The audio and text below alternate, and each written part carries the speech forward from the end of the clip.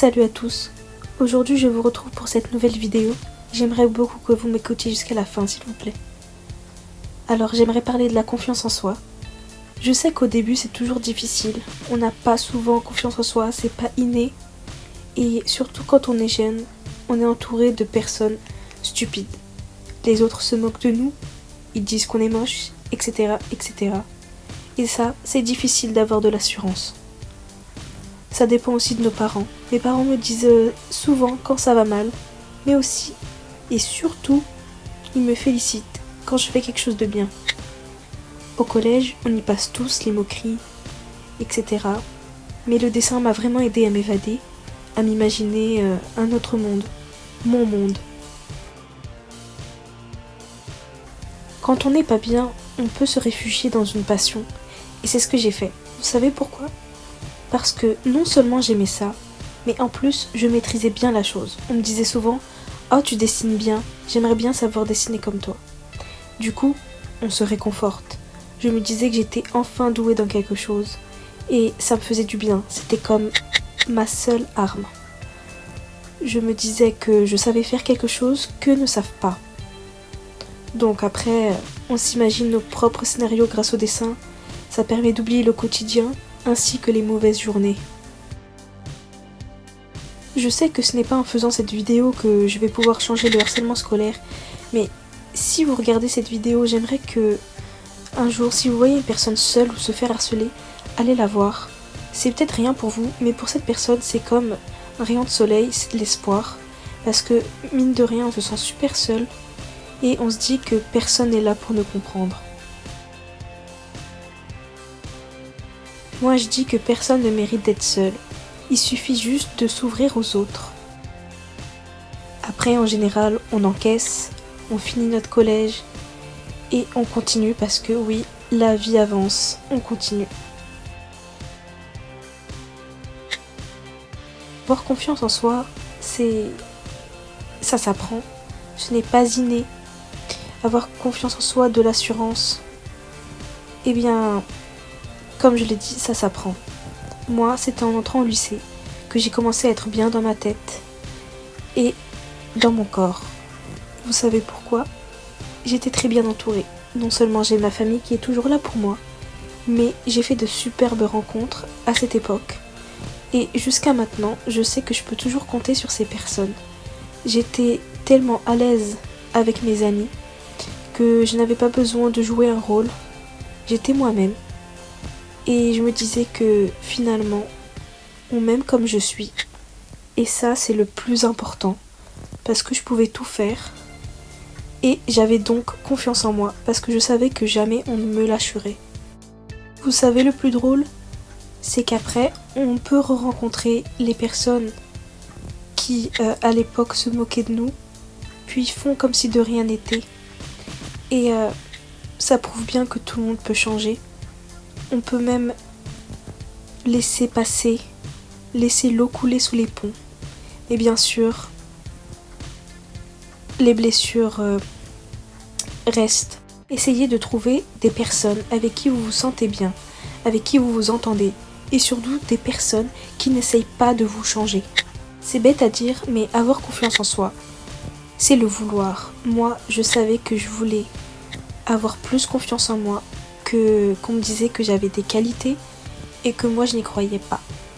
Donc, il faut se mettre dans la tête que si des personnes arrivent à voir du bien en nous, c'est qu'il y a une raison.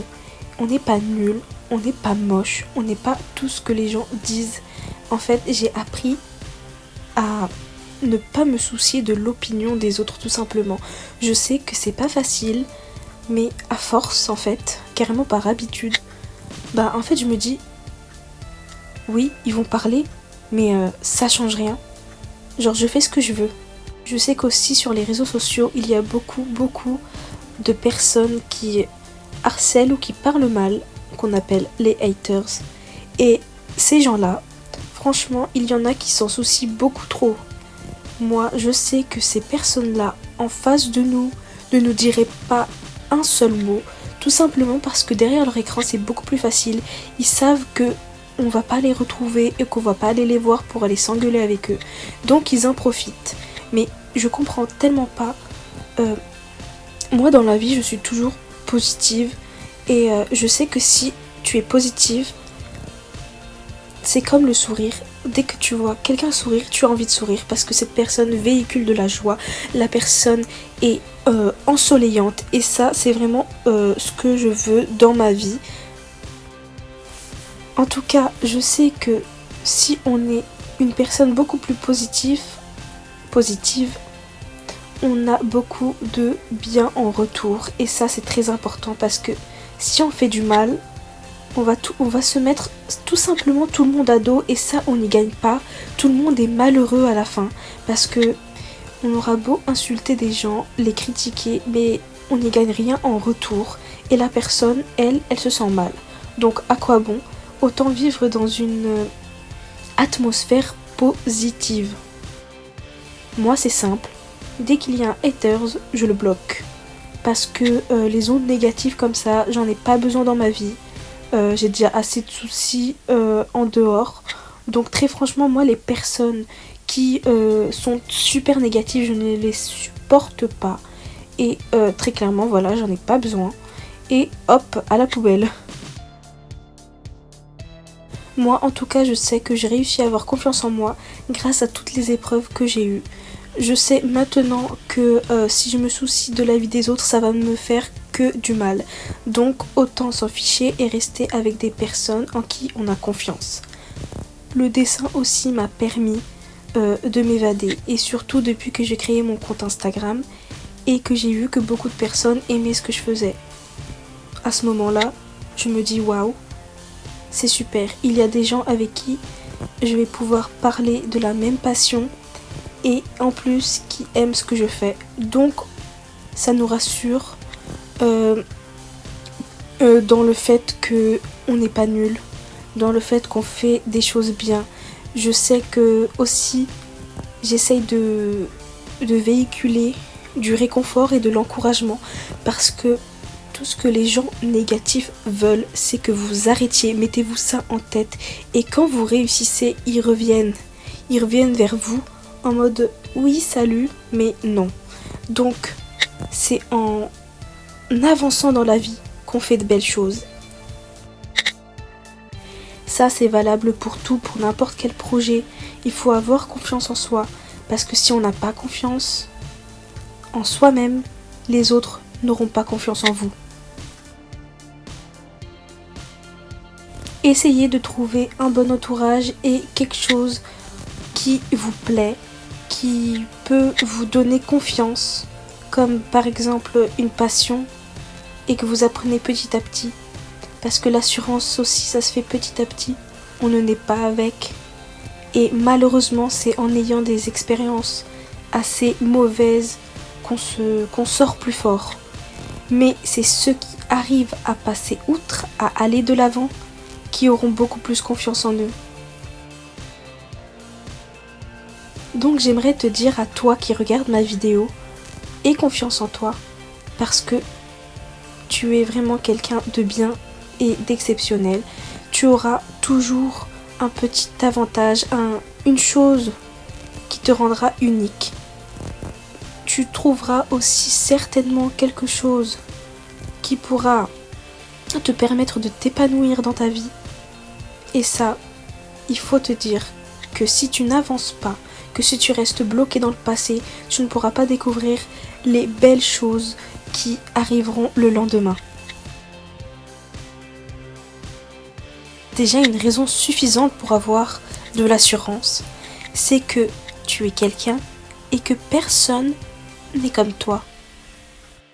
N'aie pas peur de devenir celle ou celui que tu voudrais être, parce que sinon tu ne te sentiras jamais bien. Et en plus de ça, si quelqu'un te dit que tu dois être plutôt comme ça ou plutôt comme ça, mais dis-toi, mais cette personne-là c'est qui en fait ? Pourquoi je devrais lui ressembler ou pourquoi je devrais ressembler à son désir ? Non.